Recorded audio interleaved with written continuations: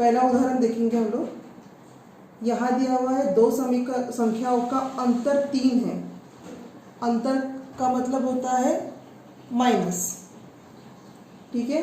तो दो संख्याओं का अंतर 3 है, तो हम पहले दो संख्याओं को मान लेंगे। एक संख्या मानते हैं x और एक संख्या मानते हैं y। यहाँ पर एक संख्या बड़ी होगी और एक संख्या छोटी होगी, तो हम कहेंगे बड़ी संख्या मान ले आप x और छोटी संख्या को मान ले आप y। देखिए, शाब्दिक उदाहरण बहुत आसान होते हैं। आपको बस एक एक वाक्य पढ़कर फिर उसके बारे में लिखना होता है। प्रत्येक वाक्य को पढ़कर आपको उसे लिखना होता है। तो यहाँ पर दिया हुआ है दो संख्याओं का अंतर है 3। दो संख्या है तो दो संख्याओं में से एक संख्या बड़ी होगी और एक संख्या छोटी होगी, तभी तो उनके बीच का अंतर दिया हुआ है। तो बड़ी संख्या हमने x मानी और छोटी संख्या हमने y मानी।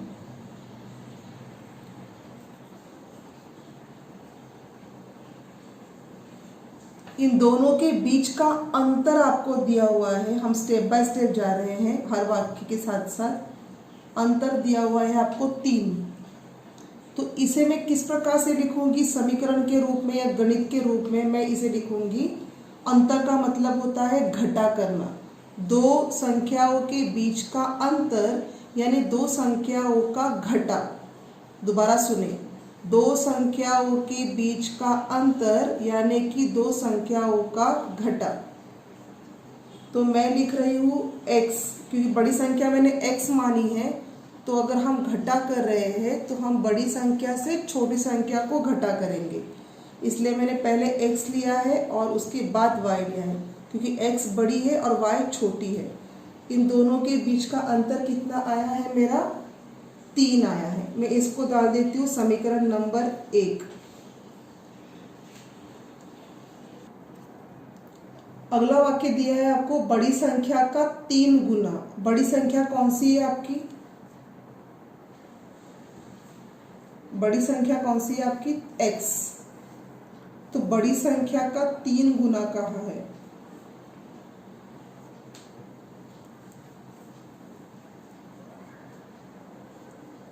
ध्यान रखो, जब भी गुना, 3 गुना, 4 गुना आता है तब इसका मतलब होता है आपको गुणाकार करना है। तो किसी भी संख्या का 3 गुना कहाँ है, मतलब 3 से उस संख्या को गुना करना है। तो आपकी बड़ी संख्या कौन सी क्या बन गई? अभी 3x बन गई, क्योंकि 3 गुना कर रहे हैं आप उसका। और छोटी संख्या है के दुगना।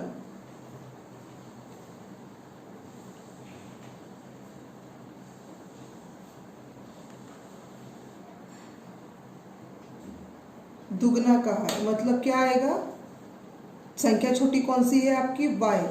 तो y का दुगना कितना आएगा? 2y। आगे का वाक्य क्या दिया है? देखो, दोबारा वाक्य पढ़ रही हूँ। बड़ी संख्या का 3 गुना और छोटी संख्या के दुगने का योगफल। बड़ी संख्या का 3 गुना और छोटी संख्या का दुगना, इनका योगफल कितना है? वो आपको दिया गया है 19। अब ये जो दूसरा वाला स्टेटमेंट है, इस दूसरे वाले स्टेटमेंट से हमारा समीकरण क्या बनेगा? बड़ी संख्या का 3 गुना और छोटी संख्या का दुगना, इनका योगफल यानी कि जमा। तो 3x जमा 2y बराबर 19। देखो, आप अगर ध्यान से देखोगे तो मैंने एक एक सेंटेंस लेकर फिर एक एक समीकरण तैयार किया है। पहला वाक्य क्या था? दो संख्याओं का अंतर। तो हमने दो संख्याओं का अंतर कहा है। अंतर का मतलब होता है घटा करना। घटा करते वक्त हम हमेशा बड़ी संख्या से छोटी संख्या को घटा करते हैं, इसलिए मैंने एक संख्या ली बड़ी और एक संख्या ली छोटी। उन दोनों के बीच का अंतर है 3, इसलिए x माइनस वाई बराबर 3।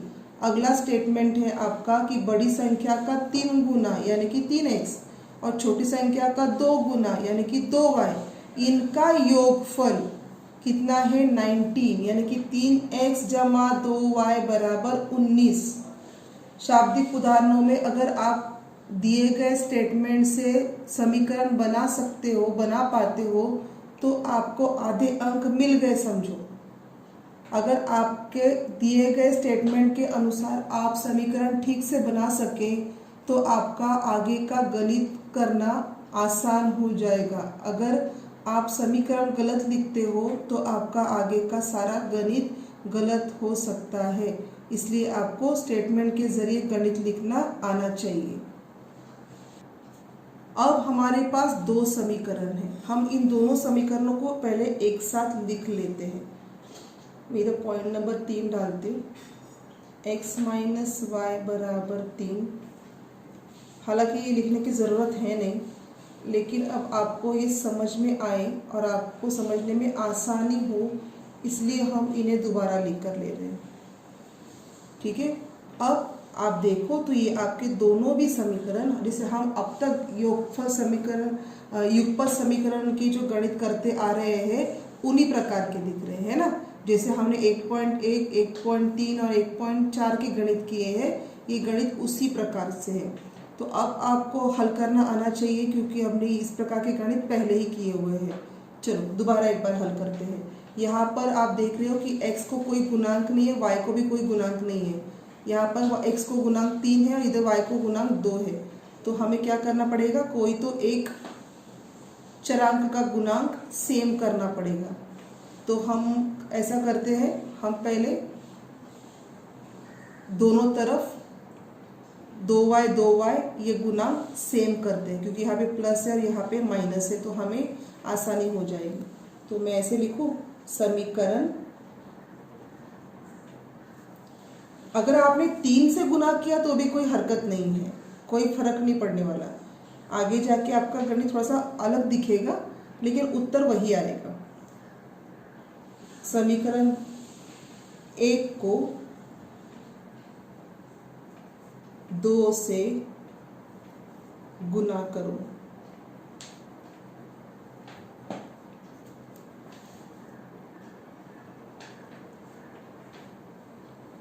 तो समीकरण 1 कौन सा है आपका, ये वाला, इसे लिख लो, 2 से गुना करो। मैं जानबूझ के स्टेप्स बढ़ा रही हूँ ताकि आपको समझने में आसानी हो। 2x माइनस 2y बराबर 2 तिया 6। आप जब एक बार गणित करना सीख जाओगे तो ये जो फिजूल के स्टेप्स हैं मैंने लिए हुए, उनको आप हटा सकते हो। इसको मैंने दिया स्टेटमेंट समीकरण नंबर 3। अब समीकरण नंबर 2 और समीकरण नंबर 3, इसमें देखोगे आप तो इधर है आपका 2y प्लस 2y और इधर है माइनस 2y। तो मैं क्या करूं, मैं समीकरण 2 प्लस समीकरण दोनों का योगफल करती हूँ।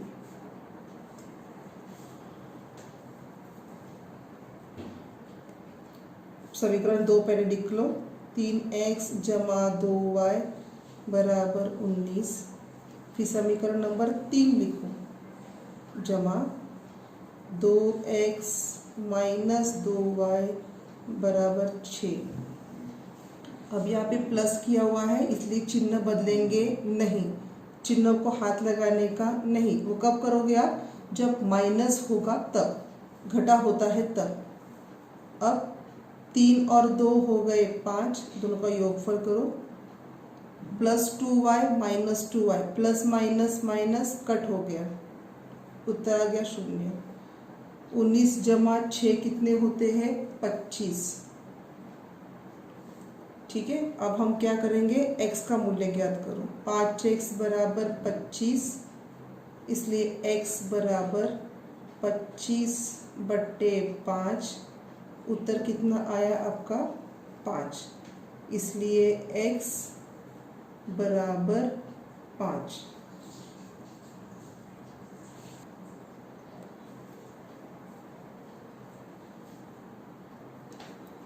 हाँ, तो हमने x का मूल्य निकाला 5 अब इस मूल्य को हम समीकरण नंबर 1 में भरेंगे। आप अगर 2 में भरोगे तो भी प्रॉब्लम नहीं है, 1 2 3 किसी भी समीकरण में आप x का मूल्य भरोगे तो भी उत्तर वही आएगा। चलो समीकरण 1 में मूल्य भरते, मैंने पहले समीकरण लिख लिया है। x का मूल्य आया 5 माइनस वाई बराबर 3, माइनस वाई यहाँ पे रह गए, ये 3, ये 5 यहाँ पे प्लस में है, उल्टा होके माइनस में हो जाएंगे, चिन्ह बदलेगा उसका। माइनस वाई बराबर 5 में से 3 गए 2, माइनस 2, चिन्ह बड़ी संख्या का, दोनों तरफ के माइनस माइनस कट हो गए, उत्तर आया y बराबर 2। इसलिए इस समीकरण का हल क्या है?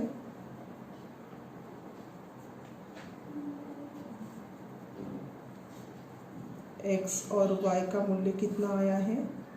5 और 2। इसलिए बड़ी संख्या क्या हुई?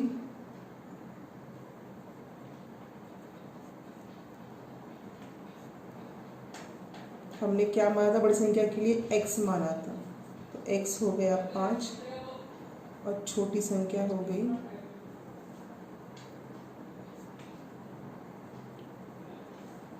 y यानी कि 2। देखिए जो हमारा उदाहरण था उसके अनुसार दो संख्याओं के बीच का अंतर 3 है क्या? 5 और 2, 5 से 2 को माइनस करो, उत्तर आया 3, है ना। उसके बाद बड़ी संख्या का 3 गुना, बड़ी संख्या है 5, 5 का 3 गुना हो गया 15, और छोटी संख्या मतलब 2, इसका कितना हो गया? 2 गुना मतलब 4, इन दोनों का जमा कितना हो गया? 19, है ना। देखो 5 माइनस 2 था 3, यानी पहला वाला स्टेटमेंट वो भी आपका सही है और दूसरा वाला स्टेटमेंट भी आपका सही है, यानी कि आपका ये गणित सही है, आपका आपने हल किया हुआ उत्तर सही है।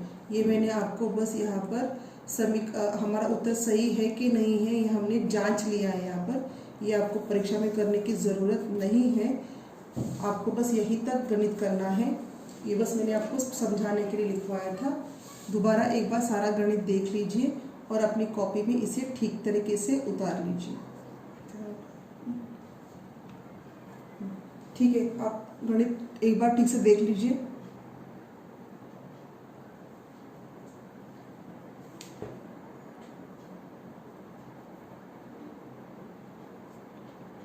गणित आप कॉपी में उतार लीजिए। दूसरा गणित देखेंगे हम लोग। ये एक कृति है, यहाँ पर कृति में आपको बताया गया है कि मैं एक आयत हूँ। अब आपको पता होगा आयत के गुणधर्म क्या है। आयत के जो गुणधर्म है उनके अनुसार आयत की सम्मुख भुजाएं हमेशा समान होती है। आयत की सम्मुख भुजाएं हमेशा समान होती है।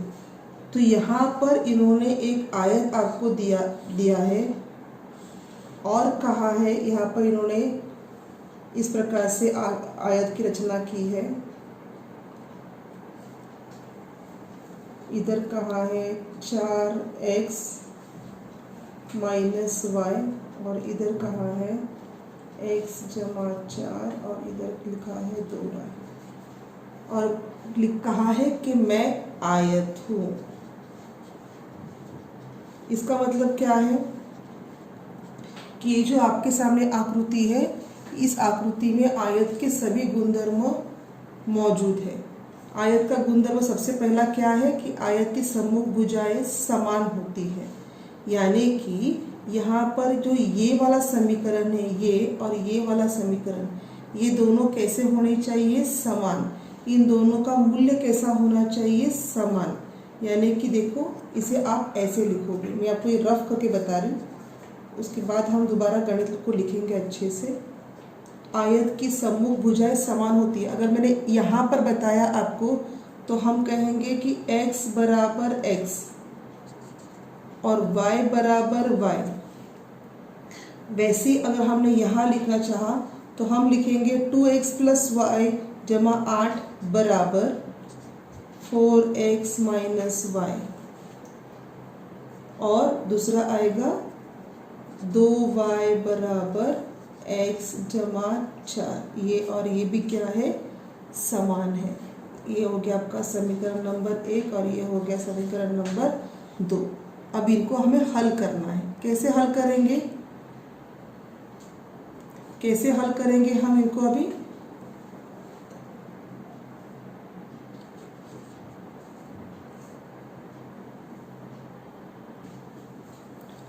अब हम यहाँ पे क्या करेंगे कि इस समीकरण को हल करेंगे। यानी कि क्या करेंगे, इस समीकरण को देखो, हम इसे कुछ ऐसा लिख सकते हैं, 2x, ये 4x बराबर के चिन्ह के इस तरफ है, ये यहाँ पर आ जाएगा माइनस 4x, ये माइनस y भी इस तरफ आ जाएगा, पहले वाला y लिख दो, फिर ये माइनस y इस तरफ जाएगा, तो बन जाएगा प्लस y बराबर, ये 8 जो है वो इस तरफ जाएगा तो बन जाएगा माइनस 8।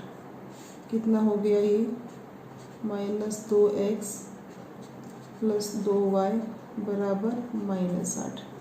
इसको डाल दो समीकरण नंबर 3। उसी प्रकार से हम दूसरा वाला समीकरण हल करेंगे। यहाँ पर इस x को यहाँ लेके आओ, बन जाएगा माइनस x जमा 2y बराबर 4। ये 4 यहीं पे है, ये हो गया समीकरण नंबर 4। तो आप देखोगे यहाँ पर आपके पास 2 समीकरण मिल गए। अब हम इन समीकरणों को हल करेंगे, ठीक है। अब हम प्रत्यक्ष रूप में गणित को हल करेंगे। पहले हमने देखा था कि गणित का स्वरूप क्या है, तो हमने इसे पहले देखा उस प्रकार से आयत के जो सम्मुख भुजाएं होती है वो हमेशा समान होती है, एक जैसी होती है, एक माप की होती है। इस आधार पर अगर यह आयत है, क्योंकि यह इस आकृति में, इस कृति में ये बताया गया है कि यह आकृति आयत है, लिखा है उधर मैं आयत हूँ, यानी कि ये आकृति आयत की आकृति है, इसलिए सम्मुख भुजाएं सर्वांग सम है।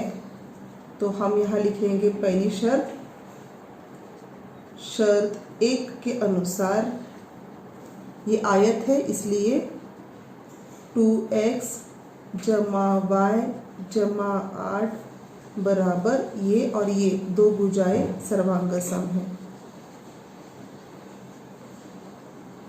क्योंकि यह आयत की भुजाएं है। चाहे तो आप यहाँ लिख सकते हैं।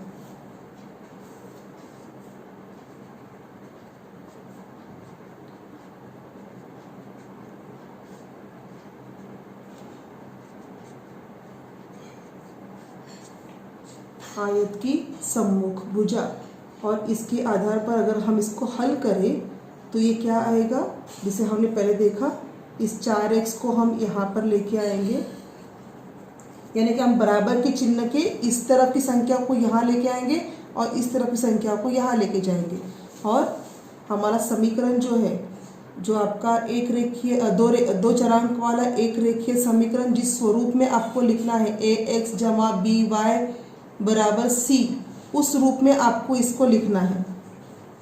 तो लिखेंगे, सामान्य रूप में इसको लिख के दिखाना है आपको। तो 2x माइनस 4x, ये 4x इधर आ गया इसलिए माइनस हो गया, प्लस ये वाला y जैसा था वैसा, ये y इधर आ गया तो बन गया प्लस, ये प्लस 8 इस तरफ जाएगा तो बन गया माइनस 8, इसलिए 4 में से 2 गए, 2 चिन्ह बड़ी संख्या का माइनस 2x जमा y और y 2y बराबर माइनस 8। इसे दे देंगे समीकरण नंबर 1। अब हम करेंगे दूसरी शर्त, शर्त नंबर 2। इसके अनुसार 2y बराबर x जमा 4 बराबर ना, 2y बराबर x जमा 4, दोबारा यही कारण आएगा, आयत के सम्मुख भुजा है, इसलिए यह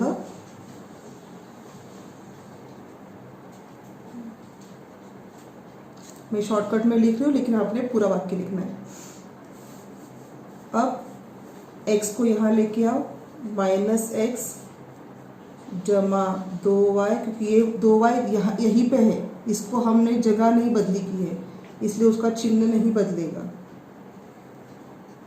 बराबर 4। ये है हमारा समीकरण नंबर 2। अब हमारे पास दो समीकरण है, एक समीकरण 1 और एक समीकरण 2। एक ये वाला समीकरण और ये एक वाला समीकरण, ठीक है। ये दो समीकरण हमारे पास है।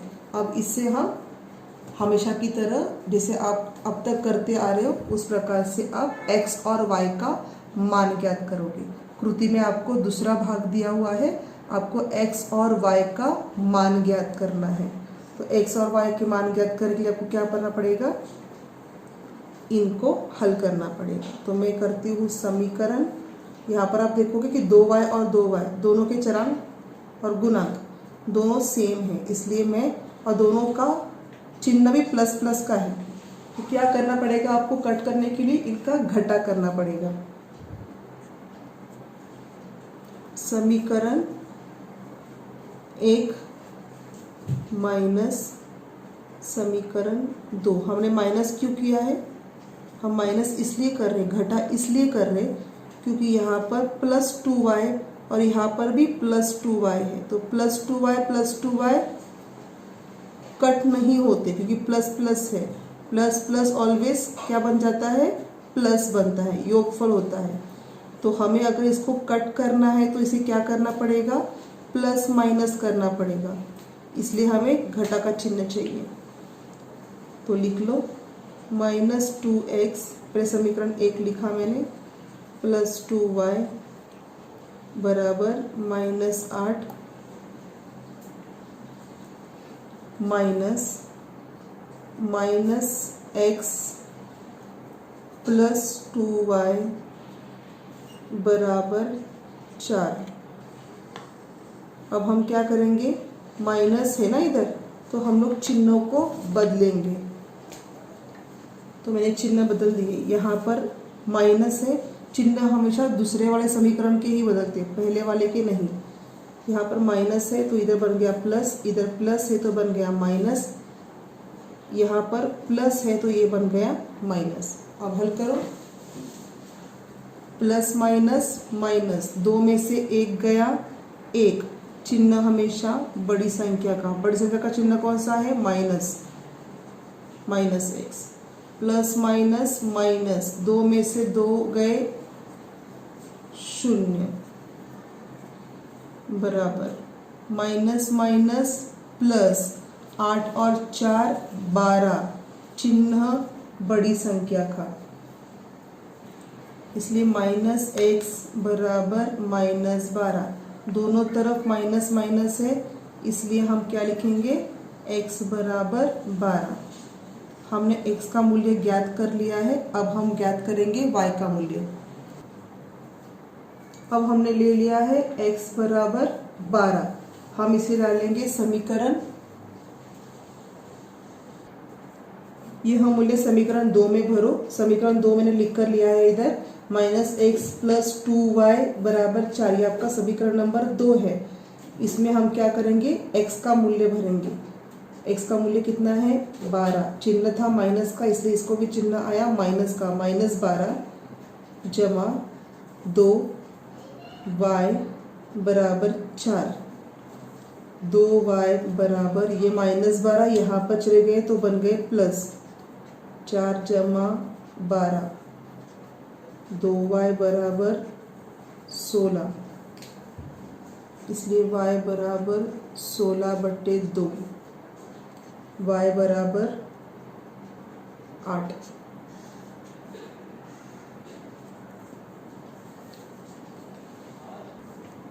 अब हमने x और y का मूल्य तो ज्ञात कर लिया, मतलब हमारा एक स्टेप तो खत्म हो चुका है। अब आगे के स्टेप में इन्होंने आपको बताया है कि इस आयत की आपको क्षेत्रफल और परिमिति ज्ञात करनी है। अब क्षेत्रफल और परिमिति ज्ञात करने के लिए आपको लंबाई और चौड़ाई ज्ञात होनी आवश्यक है। यहाँ पर आपको x और y का मूल्य मिल चुका है, तो जो पहले वाला हमारा आकृति थी आकृति में हमने देखा है कि आयत की लंबाई है 2x जमा वाई जमा 8 या 4x माइनस वाई, ये दोनों भी लंबाइयाँ समान हैं। या तो आप x और y का मूल्य इसमें भरो या तो आप x और y का मूल्य इसमें भरो।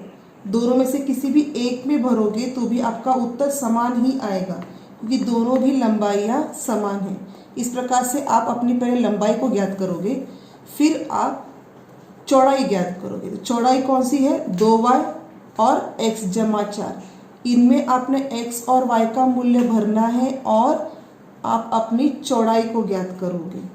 ठीक है, इस प्रकार से आप लंबाई और चौड़ाई दोनों ज्ञात करोगे और आपको क्या मिल जाएगा? आयत की लंबाई और चौड़ाई मिल जाएगी। इसके आधार पर आपको आयत का क्षेत्रफल का सूत्र मालूम है और आयत की परिमिति ज्ञात कैसे करते हैं उसका आपको सूत्र मालूम है। इनके आधार पर आप आयत की परिमिति और आयत का क्षेत्रफल ज्ञात करोगे। अब हम आयत की लंबाई ज्ञात करेंगे। जैसे मैंने आपको कहा था पहले ही कि आप दोनों लंबाइयों में से कोई भी एक लंबाई ले सकते हो, क्योंकि दोनों लंबाइयों में x और y के बारे में बताया गया है। x और y दोनों भी दर्शाए गए हैं।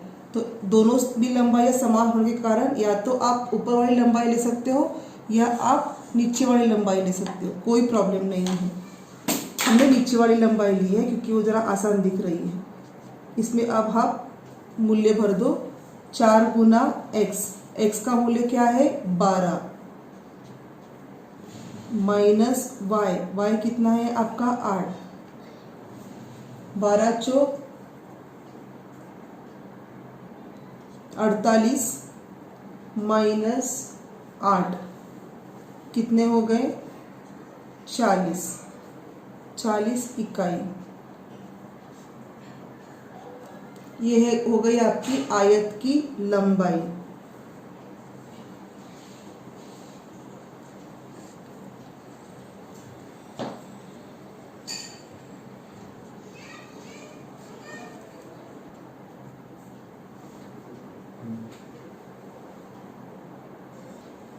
अब हम ज्ञात करेंगे आयत की चौड़ाई।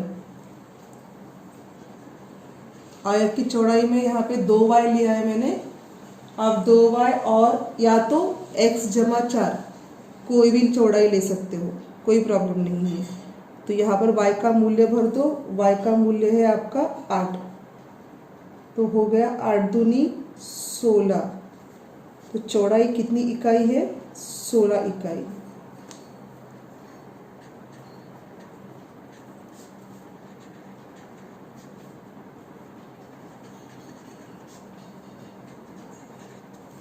कितनी इकाई है वो? 16 इकाई।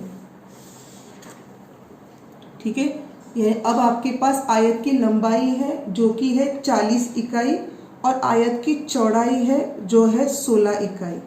अब आपका तीसरा स्टेप है जिसमें आपको बताया गया है कि आपको क्षेत्रफल और आयत की परिमिति ज्ञात करनी है। अब आपको आयत की परिमिति और आयत का क्षेत्रफल का सूत्र मालूम होगा। तो सबसे पहले लिखते हैं हम लोग आयत का क्षेत्रफल। देखिए आपको गणित बड़ा लंबा दिख रहा होगा, लेकिन ये गणित लंबा है नहीं। आप स्टेप्स से जा रहे हो। सबसे पहले आपने जो है आयत की लंबाई और चौड़ाई जो है वो लिखी थी, दर्शाई थी, उसे समीकरण ज्ञात किए थे। फिर हमने x और y का मूल्य ज्ञात किया। फिर हमने उसके आधार पर आयत की लंबाई और चौड़ाई ज्ञात की और अब हम आयत का क्षेत्रफल और परिमिति ज्ञात करने वाले। तो आयत का क्षेत्रफल बराबर लंबाई गुना चौड़ाई। लंबाई कितनी निकाली थी हमने? 40 और चौड़ाई निकाली थी 16। 40 गुना 16 उत्तर आता है 640 वर्ग इकाई।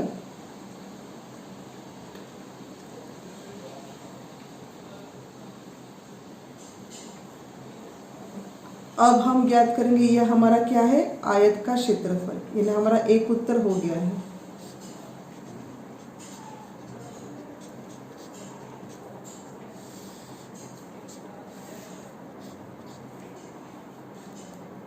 अब हम ज्ञात करेंगे आयत की परिमिति।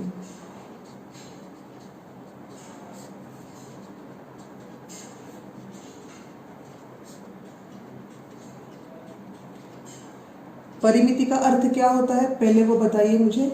परिमिति का अर्थ होता है कि जो भी आपके सामने आकृति है उस आकृति के चारों जो भी जितने भी उसकी भुजाएं हैं, अब यहाँ पर आयत है तो आयत की 4 भुजाएं होती है, तो चारों भुजाओं का योगफल यानी कि परिमिति होती है।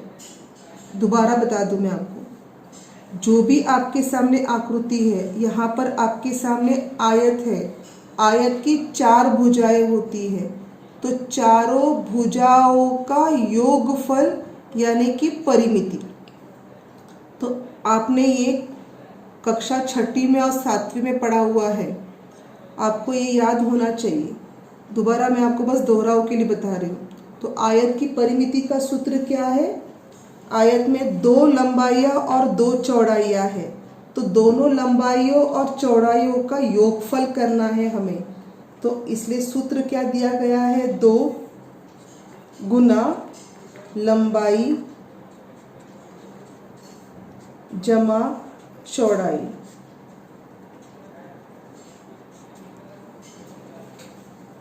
दो गुना लंबाई कितनी थी हमारी? 40, चौड़ाई थी 16। 2 इन दोनों का जमा किया तो उत्तर आया 56। 56 को 2 से गुना करो तो उत्तर आया 112 इकाई। इसको वर्ग इकाई नहीं लिखना होता है। तो आपकी आयत की परिमिति कितनी आई? 112 इकाई। देखो दोबारा एक बार हम सारा गणित 1 मिनट में समझ लेते हैं। पहले हमने शर्त 1 और 2 के अनुसार आयत की समूह भुजाओं को सर्वांग सम दिखाया और समीकरण 1 और 2 बनाए, उनकी निर्मिति की। फिर हमने समीकरण 1 और 2 को घटा करके x और y का मूल्य ज्ञात किया। फिर अब हमारे पास x और y दोनों का मूल्य है। अब हम दोबारा अपनी आकृति की ओर जाते हैं। आकृति में अगर मैंने x और y का मूल्य भर दिया तो मुझे आयत की लंबाई और आयत की चौड़ाई ज्ञात होगी, जो कि मैंने यहाँ पर बताई है। आयत की लंबाई मैंने दर्शाई है 40 इकाई और आयत की चौड़ाई ज्ञात की है हमने 16 इकाई। इसी लंबाई और चौड़ाई के आधार पर हम आयत का क्षेत्रफल, जिसका सूत्र है लंबाई गुना चौड़ाई, और आयत की परिमिति, जिसका सूत्र है 2 गुना लंबाई अधिक चौड़ाई, दोनों का मूल्य ज्ञात किया। हमने सूत्रों में लंबाई और चौड़ाई के जो मान है उसे भरकर आयत का क्षेत्रफल और आयत की परिमिति ज्ञात कर ली। मैं दोबारा आपको एक बार बता दूं कि इस प्रकार के जो शाब्दिक उदाहरण होते हैं, इबारती प्रश्न होते हैं, इनमें आपको स्टेप बाय स्टेप जाना होता है। सभी बातें वही आपको लिखित स्वरूप में दी गई होती है, बस आपको उन बातों का, दी गई बातों का सही ढंग से उपयोग करना होता है। आशा करती हूँ कि आपको ये गणित समझ में आया होगा। आगे अगले क्लास में हम बाकी के गणितों को देखेंगे।